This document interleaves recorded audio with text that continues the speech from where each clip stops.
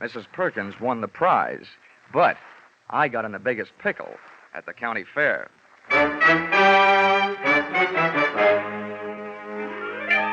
This is another in the adventures of America's fabulous freelance insurance investigator, Johnny Dollar.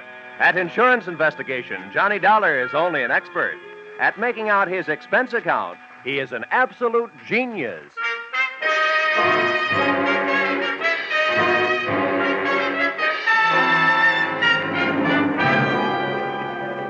Expense account submitted by Special Investigator Johnny Dollar.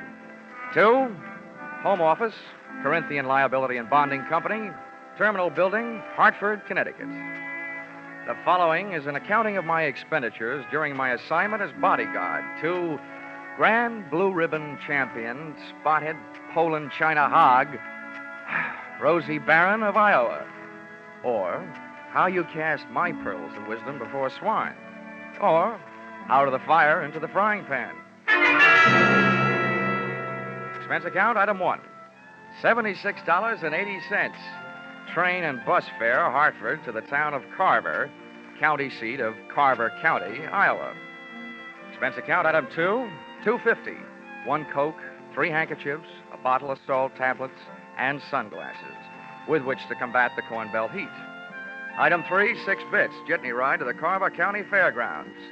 Undoubtedly named that because the band I found in the midst of playing its afternoon concert was only fair.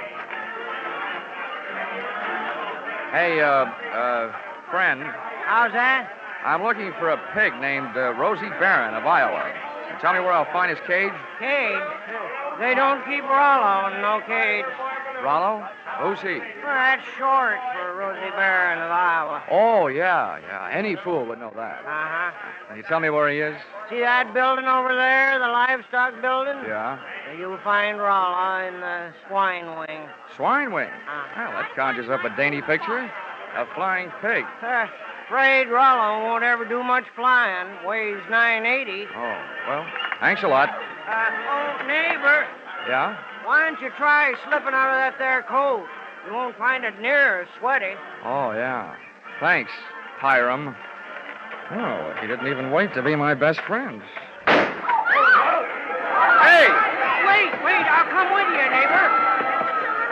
It was 96 in the shade, but things were getting hotter. Shots and screams from the livestock building were the only things that could bring me on the run, with Hiram on my heels. Hey, what do you suppose that was? First, I ran into a stranger just outside the entrance.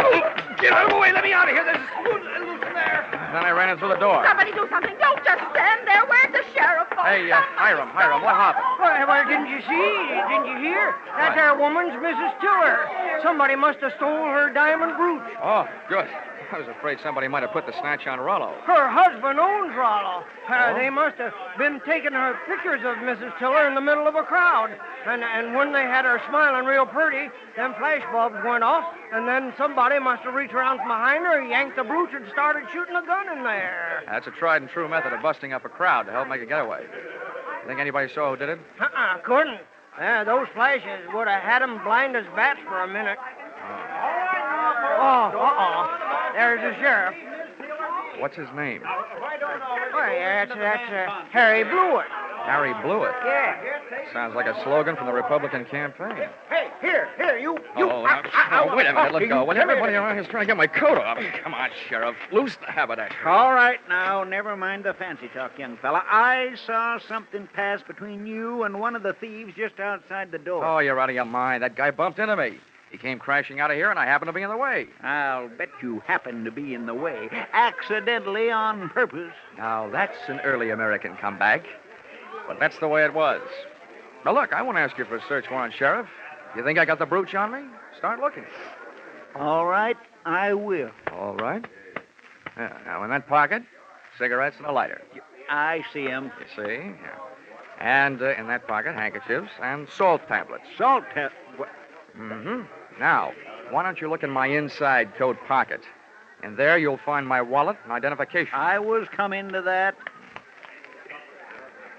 Well, Yeah. Dollar, insurance investigator, right. Hartford, Connecticut. Well, what brought you out here? I'm a piggy sitter for the Corinthian Liability and Bonding Company. They wrote a policy for $25,000 on your friend Rollo, Rosie Barron of Iowa. Who ever heard of taking out a $25,000 insurance policy on a hog? I did. And right now I wish I hadn't. Some people pay high premiums for publicity, Sheriff, and that's what the Blue Ribbon Prime Packing Company is doing in this case. Now, may I have my wallet back? I want to count my money. Yeah, now, here. All right. Here's your wallet. You may think you're quite the joker, young fella, but I'm telling you right now, I'm going to keep an eye on you. I got a better idea than that, Harry. If I were you, I'd go looking for that photographer. Why? What'd he do? He took the picture, and there's just a chance the thief may be in it. Say, that gives me an idea. Sheriff, whoever says you aren't smart makes no mistake.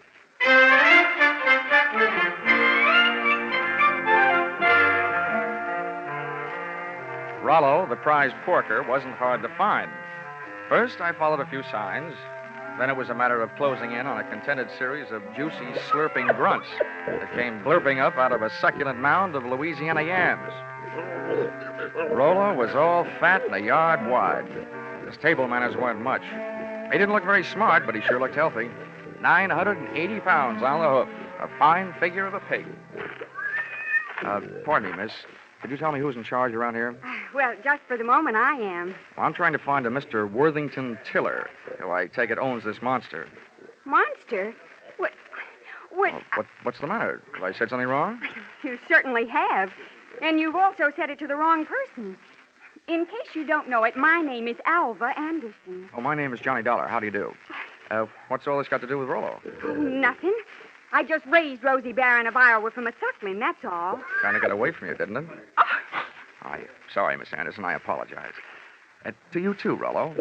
Sorry about the interruption, Miss Anderson. Some fool made off with my wife's diamond brooch. How's this excitement affecting Rollo? I hope he hasn't lost any weight. Well, he took it very well, Mr. Tiller. Oh, good. This gentleman wants to see you, Mr. Dollar. Yes. Oh, from the insurance company. That's Good, right. Good. Well, I'm glad you're here. We'll have your picture taken right away with my wife and Rollo. Oh, it'll make grand publicity for Blue Ribbon Prime Packers. Oh, I don't mind having my picture taken. Just so long as your wife doesn't mind having people pinch her diamond brooches. Oh, well, now, don't worry about that. It was fully insured. Oh, that kind, The thing I want you to worry about is Rollo here. As president of Blue Ribbon, I paid Miss Anderson $10,000 for this magnificent swine, and I don't want anything to happen to it. You bought him for $10,000, insured him for $25,000, and you don't want anything to happen to him? Well, I don't mind paying those exorbitant premiums when I get back the kind of publicity this will bring in. I can see it in the papers now. America's fabulous insurance investigator, Johnny Dollar, sent from Hartford, Connecticut to guard the life of that fabulous prize swine, Rosie Barron of Iowa. Well, Mr. Tiller, I don't mind getting my name in the paper for a pig, just so long as it is not in the obituary column. I just couldn't stand having my tombstone read, Johnny Dollar no longer am. He gave up his life for a great big hand.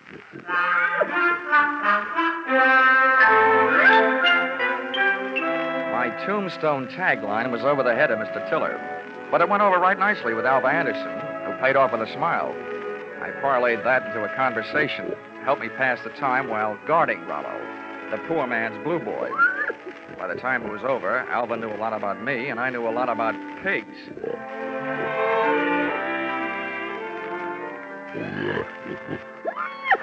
You know, you have beautiful eyes, Alva. Mr. Dollar, do you know what's really interesting about the origin of swine? Why, it's estimated that the Chinese people domesticated swine about 2900 B.C. And not only that, but I'm sure you'd like Hartford. And, Mr. Dollar, you probably don't know this, but a pig is one of the most important food animals. It's an economical converter of grain and other feeds into body tissue, as the products of which furnish meat and fat for human consumption.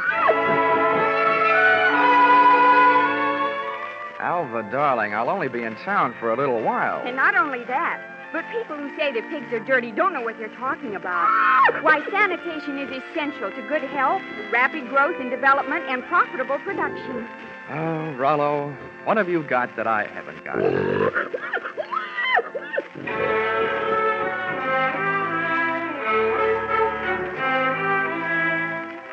I still don't know whether Alva stuck around because of my charms or Rollo's. But she was still there at the changing of the guard when Mr. Tiller, in person, came to relieve me long enough for a trip to the dining hall. And what do you think they had for dinner? What else? Baked ham. Oh, dinner was wonderful, Johnny. Coming from you after eating baked ham, that sounds practically cannibalistic. Oh, Johnny, stop. More coffee? Nah, I've had it. Alva, you know, there's something I've been trying to say to you for the past 5 hours. Yes, Johnny? Well, it's just that, well, I want... What? Oh, he's the sheriff. Oh, why doesn't he blow his siren? Well, I have to be going. It's time to get Rollo ready for the winner's parade past the grandstand. I'll just run along. I'll just go with you. Hey, Dollar, I want to talk to you. Well, I'll see you later, Johnny. Yeah. Well, Sheriff, Hey, you being a sort of investigator, Dollar, I knew you'd be interested in my methods. well, you're sure interfering with mine. Huh? Yeah. Oh, well, do you know what I did? What? I found that photographer, had that picture developed, and rushed it up to the state capitol. And they just called me. Dollar, there's a known criminal in that photo. He's got that brooch, and he's on the loose. Do you know what that means? Yeah. It means that you shouldn't be sitting here talking to me. Who is this villain? They say he's the... Ooch over here, Little. Yeah. What? They say he's known as Little Rocky. Originally hailed from Arkansas. You'd know him if you saw him. He's the fella that bumped into you. Oh. I want you to help me look for him. I take only one job at a time, Sheriff. Right now, I got a pig to mind. And there goes the Grand March. Boy, in case I'm interested later, how much do you pay your special deputies a day? $7 and expenses. Sheriff blew it. I'm afraid that blows it.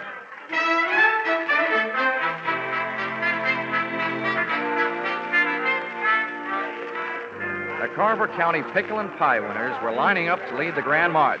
By the time I got to the grandstand, down at the tag end of the livestock echelon, there was a shiny white cab and trailer, sporting the markings and mottos of the Blue Ribbon Prime Packing Company.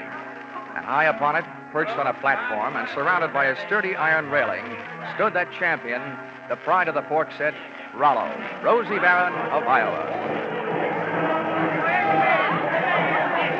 It was lovely. It was divine.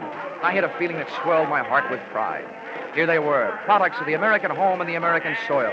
A fanfare of foodstuffs flowing from the horn of plenty. Just because of my association with Rollo, I felt that I was playing some small part in this gallant parade as it was started, the first leg of its journey. It was inspiring. It was thrilling. It was... Boing! All of a sudden, it was downright frightening. As Rollo's chariot rolled by, I got an eyeful of its driver. It was my comrade in collision, the guy who had put the snatch on Mrs. Tiller's diamonds, Little Rocky from Arkansas. I added to my treasury of thankless tasks by trying to pin a tackle on a 5-ton truck. I got a door handle with one hand, running more with one foot, and a clout in the teeth from an unexpected adversary. Knock him loose, Rollo. He's on the running board. Hey, what? I was flat on my back. Everybody was screaming and hollering. The truck went crashing to the fence. And Rollo, Rosie Barron of Iowa, was one little piggy who wasn't staying at home.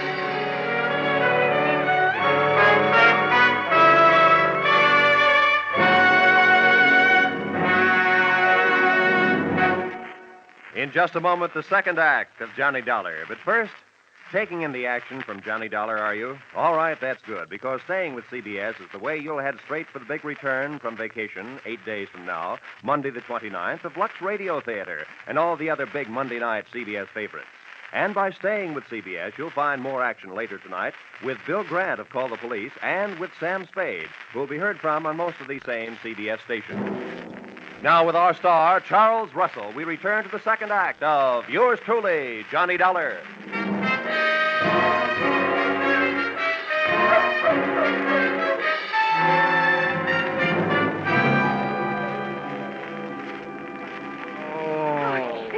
Johnny, are you all right? Can you get up? Oh, the spirit's willing. I'm not sure about my spine. Here, let me help. I'm the guy who goes around telling kiddies never to hitch rides on trucks. Well, nobody can say I didn't make a dent in Iowa. Oh, it was wonderful the way you tried. But what are you going to do now? Right now, I don't know. The only place I can think of at the moment where I might find a hot pig is a barbecue stand. Oh, this is no time to be funny. Well, look, up until now, all the laughs are on me, kid, so let me be the judge, huh? Well, what are you going to do? Well, first I'm going to practice my arithmetic and see what adds up. You can't unload a stolen pig in a pawn shop. So, question number one is, where do you unload it? Where would you go? Well, where would I... Well, I'd never thought of it. Well, here's what I figured. The Rollo on the hoof is too well known to peddle for anything like the dough he's really worth. I mean, he's not like a big diamond that you can cut up and Or is he? What is the going price on pork? The market this morning was at $23.50. Well, that kind of money hardly sounds like Little Rocky's kind of project. But maybe things are tough. By the way, Alva, have you ever been in Arkansas by any chance? Why'd you ask? Just wondered. Hey, Dollar, just a minute. I want to talk to you. Barnyard bloodhound himself. Yeah, Sheriff? Would you mind, Alvin? I was just leaving. How could she be that cold on such a hot night? Huh? What's bothering you, Sheriff? I saw your little performance, Dollar, when you leapt at that truck. Just how hard was you really trying? How hard was I... I ought to punch you in the nose, badge or no badge. Now, don't you go getting huffy. I just want you to know that I don't fool easy. When I'm on a case, I'm suspicious of everybody. Yeah, that must be rough on your wife. How often do you have her in handcuffs? Huh? Well, Now, look, Sheriff, all I need from you is the use of a car so I can go looking for old Lardhead. No, you don't. There's enough missing around here as it is. Rollo, Miss Tiller's jewelry, and I ain't about to add a county vehicle to the mess. And besides, I want to keep an eye on you. Good. You might learn something. Come on. Here, wait a minute. Where are you going? Over to the Ferris wheel. That truck hasn't been off the fairgrounds more than a couple of minutes. I want to get a look at the countryside. Ferris wheel. Say, that gives me an idea. I hoped it would. Come on. Say, Sheriff, I don't know very much about this farm-side ferreting racket. Well, there's more to it than meets the eyes, I can tell you that. Oh, yeah, I'll bet there is. Tell me, didn't I see a feed trough on Rollo's truck with a lot of mash in it? Well, now, let's see. If he ate yams this afternoon, he'd eat mash tonight, all right. Does mash kick up any kind of a smell? Oh, sour as swill. But the pig seems to like it. Uh-huh. How does this sound to you, Sheriff? Suppose right after you take your ride to the top of the Ferris wheel to case the countryside, we were to get ourselves a nice hungry pig. Say, that gives me an idea. We could take that pig and he could smell that mash in the air and sniff out the trail of that truck. Sheriff, if you aren't a genius, I wouldn't be surprised. Oh, Shaw. It was planting time in Iowa that night, at least for ideas. Two of which I had planted in the not-too-fertile mind of Sheriff Harry Blewett. And as long as it took us to walk from the trotting track to the Ferris wheel, it came harvest time for notion number one. Right this way for the big ride on the big wheel. Hurry, hurry, hurry. Okay, mister, okay. I'm the sheriff. I want you to run me up to the top of that wheel and hold me there long enough for me to get a look around. Oh, I'm going to get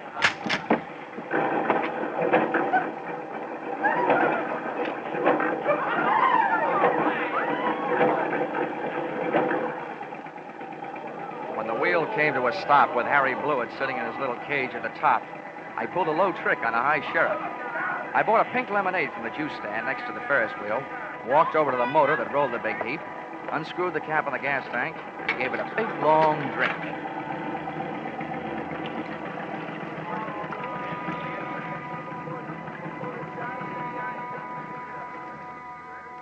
I hope it wasn't doing to people's stomachs what it did to that motor.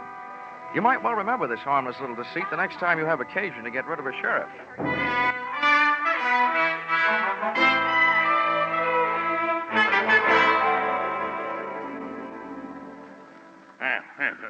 This kind of publicity is a little too expensive, Dollar. I demand that you do something. Now, don't worry, Mr. Tiller. I am going to do something. Yes, well, And I'll sure. thank you to remember that the only ones who stand to get hurt right at this point are the insurance companies that wrote the policies on your pig and your wife's diamond brooch. Why, Worthington, I hadn't thought of that. Huh? Why should we worry? My brooch is insured for way over the value, dear. We hadn't...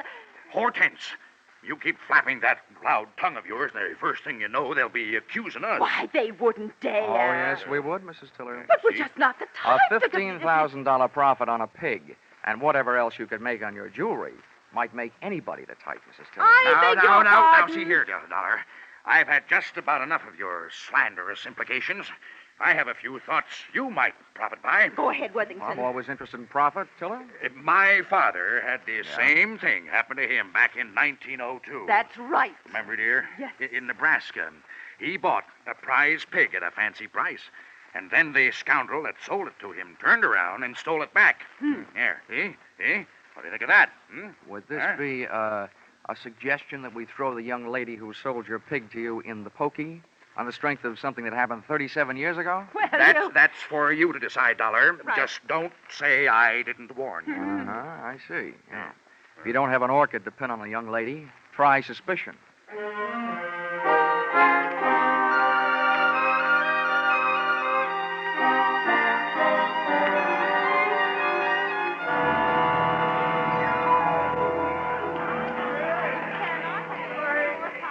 With most of the crowd packed in the grandstand watching the free attractions, I had a good chance to scout the fairground for Alva Anderson, from whom I wanted to learn a little bit more about the habits of not only pigs, but their ex-owners. Our trail led me past the home-baked cakes, hybrid corn, the watermelon pickle, tractor and harrow exhibits, and all the way back to where I'd first met her, Rollo's pen in the swine wing of the livestock building. But when I got there, Rollo's cupboard was bare. Alva was leaving for the rear door in the company of a small, tough-looking gent carrying a sack over his shoulder. Name of Little Rocky from Arkansas. I could hardly believe it, but they piled into a car and hauled off up the road. At the risk of adding one last insult to the most recent injury I'd inflicted upon Sheriff Blewett, I stole his car and went dusting up the highway in hot pursuit. There's nothing easier to follow than a red taillight on a clear night. And the bright Mazda Ruby tacked onto the rear of Little Rocky's car led me around the village of Carver and 11 miles out to the pastures to a shack hidden in a grove of elm trees 100 yards off the road. I parked the car and legged it in. From 25 feet away from the house, I could call the roll through an open window. They were all there. Little Rocky, the strong-arm man who would knock me off the running board, Alva Anderson, and last but not least, there was Rollo, all 980 pounds of him, and most important to me, still alive. Here you are, Milo, you stupid clown. Oh, stop. This is all the sweet potatoes that was left. First we go through them, and then we'll be ready for you, Alva. Oh, but I told you I don't have it. We'll see about that later. Hey, Milo, don't get the porker excited. I didn't do Here, nothing. put the sack on the table. Then when we look at him, we throw him out the window and away from him. Now, hurry up. All right. Well, it ain't in this one. Ain't in this one either. Nope. Ain't in this one. Shut up, just look. Well, I just... And from now on, from you, no thinking. Anybody dumb enough to stash a $30,000 hunk of jewelry and pig food ought to go see a head doctor. Oh. Come on. Through the open window, I was being bombarded by sweet potatoes and facts. While making a getaway after ripping the brooch from Mrs. Tiller's throat, Little Rocky's accomplice had suffered a sudden attack of panic and had hidden the brooch in one of Rollo's lunchtime yams. Whether that yam was inside the piggy or out, they and I were apparently just on the verge of learning. That does it. Yes. Ain't here. Then that means... That means your little friend here had a $30,000 snack today, which right now is giving me a great big bellyache. You know all about pigs. What do we do about it? Well, Rocky was yellow. He wouldn't rub him out. Look who's talking. Here, take my 38 if you're so tough. Yeah, I thought so. Now shut up. Well, I ain't killing no piggy with him just standing there looking at me. If he'd only make a break for it, I'd mow him down. You. Now look, baby, we'll kill him if we got her. We want that chunk of ice and we want it fast. Milo, tease him into the corner with a sweet potato. We're throwing them all out the window. Oh, please, Mr. Rocky, You don't. shut up, too, and sit down. Close your eyes if you want to. Oh, please, Mr. Rocky. In the manner of Sheriff Blewett, I had an idea. Given to me, of course, by Rocky. Here, see. Alva was sitting in the corner, Rollo was scratching his side by rubbing it against the opposite, and Rocky and Milo were standing shoulder to shoulder in the middle of the room, ready to advance on him. I groped around in the dark until I found one of the yams, and taking the sweet potato delicately in my hand, I tossed it through the window so that it would roll to a point just behind Rocky and his pal Milo. Oh, look out! He's charging! He's shooting balls! Johnny, help! Rollo took my bait and, getting to it, knocked his two would-be executioners in a heap on the floor. I took over from there, jumping to the window and applying a kitchen chair dutifully to the prescribed areas, reducing enemies to a state of unconscious surrender. They gave out, Alva gave up, and Rollo gave me a dirty look.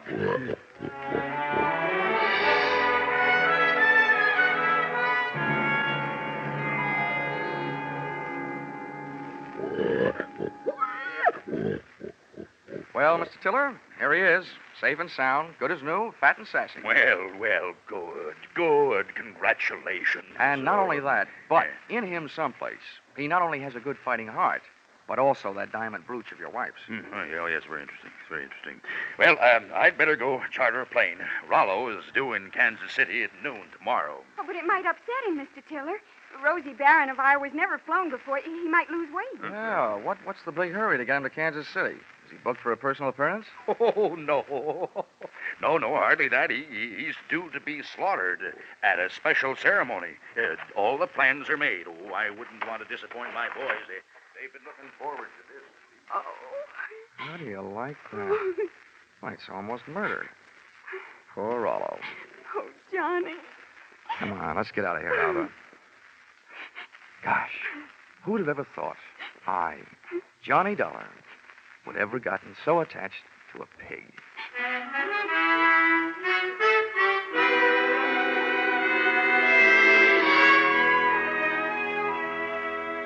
Expense account, item 4, $3.50. Dinner for Alva and me. A vegetable dinner, by the way. And speaking of that, reminds me, if you find a $30,000 brooch in a pork chop, it'll only mean that the Blue Ribbon Prime Packing Company didn't have much luck when they went looking for it. Expense account item 5, $20. One new gold-plated badge, which I sent to Sheriff Harry Blewett, appeasement, for having stranded him atop that Ferris wheel, for stealing his car, and for suggesting that he use a hungry pig for a bloodhound. Oh, the porker followed the mash scent, all right. Next morning, they found Sheriff Blewett searching an old mash factory, 8 miles the wrong side of town. Item 6, $76.80. Bus and train fare, Carver, Iowa, back to Hartford, Connecticut. Well, I'm still wondering every morning at breakfast time, what else can you eat with eggs? Except ham or bacon or sausage. And maybe you don't think that's a problem, having known a certain champion named Rollo, Rosie Barron of Iowa. Expense account total, $1,463. Yours, truly, Johnny Dollar.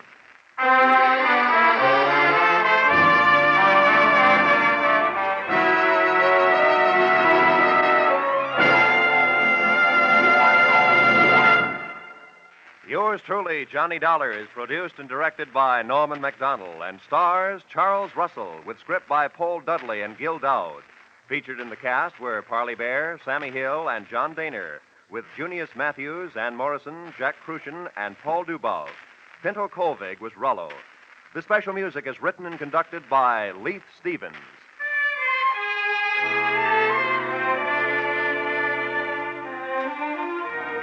Be sure to be with us at the same time next week when another most unusual expense account is handed in by Yours truly, Johnny Dollar.